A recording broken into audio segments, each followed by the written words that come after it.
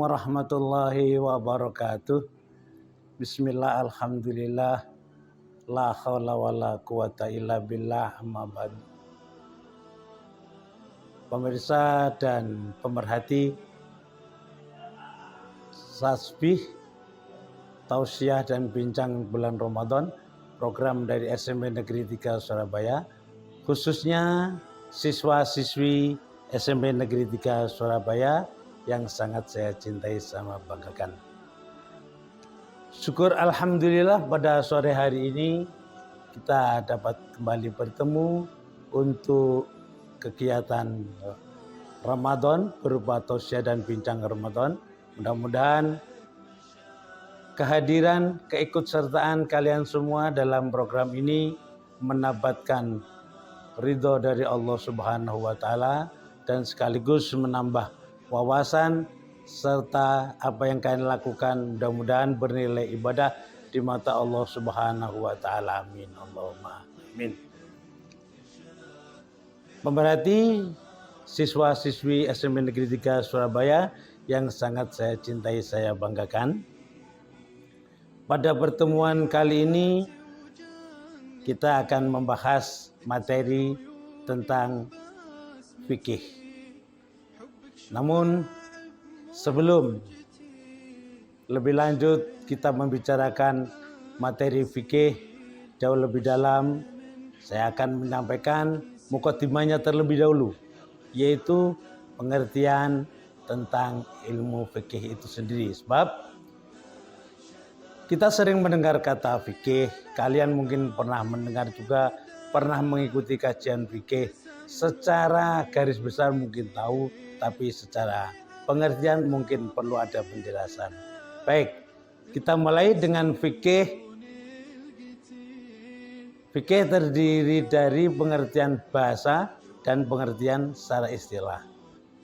Fikih berasal dari kata faqiha yafqahu fikhan, yang berarti atau memiliki makna faham. Fikih yang memiliki makna faham ini sering kita jumpai di dalam beberapa ayat Al-Quran. Salah satunya dalam surat Hud ayat 91. Qalu ya Su'aibu ma nafqahu katsiran mimma taqul. Kaumnya Nabi Su'aib berkata, wahai Su'aib, kami tidak paham banyak apa yang engkau katakan. Bergaris bawahi, kata nafqahu di sini memiliki arti tidak paham. Ma nafqahu ay ma yafhamu, ay ma nafhamu. Kami tidak paham. Nah, ini pengertian fikih menurut bahasa. Atau dalam ayat lain seringkali kita dengar, mungkin juga sering kita ucapkan doa Nabi Musa ketika ingin bertemu dengan Firaun. Nabi Musa berdoa, Rabbi shrah li sadri wa yassir li amri wahlul 'uqdatam min lisani yafqahu qauli. Kata yafqahu qauli ini juga memiliki arti faham.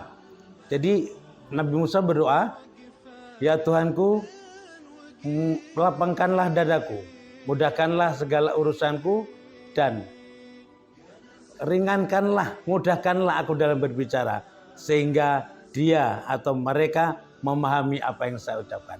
Jadi kata fikih di sini dalam ayat ini juga memiliki arti paham. Kemudian fikih menurut istilah ini juga terdiri dari dua macam. Ada istilah yang dulu dikemukakan oleh Imam Abu Hanifah, yaitu memahami atau mempelajari segala bentuk ilmu agama. Dan ini disepakati oleh para ulama pada zaman itu. Kemudian semakin bertambah tahun, ilmu fikih ini mengerucut. Pengertian fikih ini mengerucut menjadi sebuah pengertian secara khusus, yaitu al-ilmu bil ahkamis syar'iyyah al-amaliyah al-muktasabah min adillatiyah at-tafsiliyah. Artinya, tolong perhatikan, ilmu yang membahas hukum-hukum syariat yang terkait dengan amal, ya, yang dikaji dari dalil-dalil yang terperinci.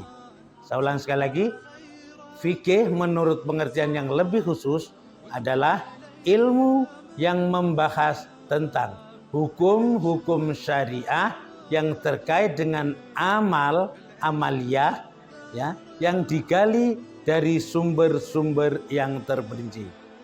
Baik, dari pengertian ini bisa kita simpulkan bahwa batasan-batasan ilmu fikih, satu, ilmu fikih adalah ilmu yang membahas tentang hukum-hukum syariah.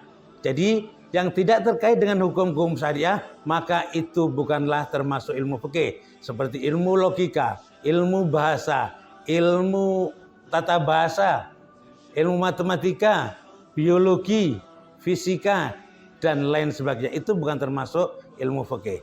Kemudian yang kedua, ilmu fikih itu berkaitan dengan amaliyah, perbuatan manusia. Jadi kalau yang tidak ada kaitannya dengan amal seperti keimanan, keyakinan, itu bukan termasuk ilmu fikih.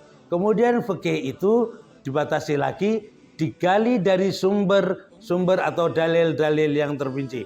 Fikih diambilkan dari dalil-dalil Al-Quran dan Al-Hadis. Juga termasuk pengambilan hukumnya dari ijma' dan qiyasnya para ulama. Nah, itu pengertian ilmu fikih menurut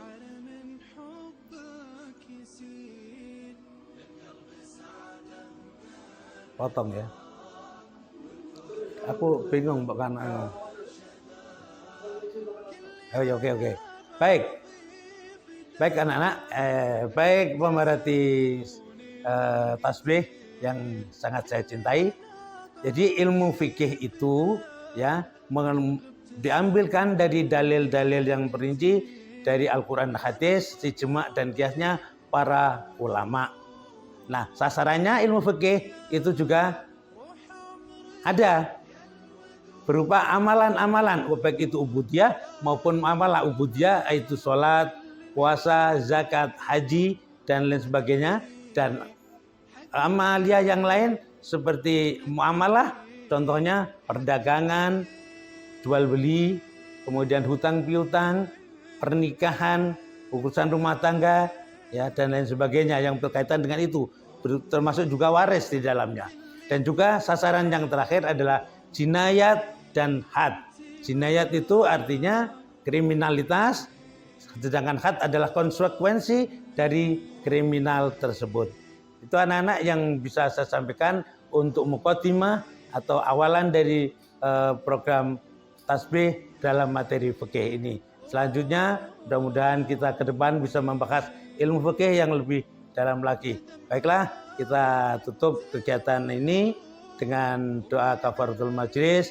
Mudah-mudahan apa yang kita lakukan diridhai oleh Allah Subhanahu wa taala, dan apa yang kalian dengarkan ini menjadikan manfaat bagi kalian semua. Subhanakallahumma wa bihamdika asyhadu an la ilaha illa anta astaghfiruka wa atubu ilaik. Assalamualaikum warahmatullahi wabarakatuh.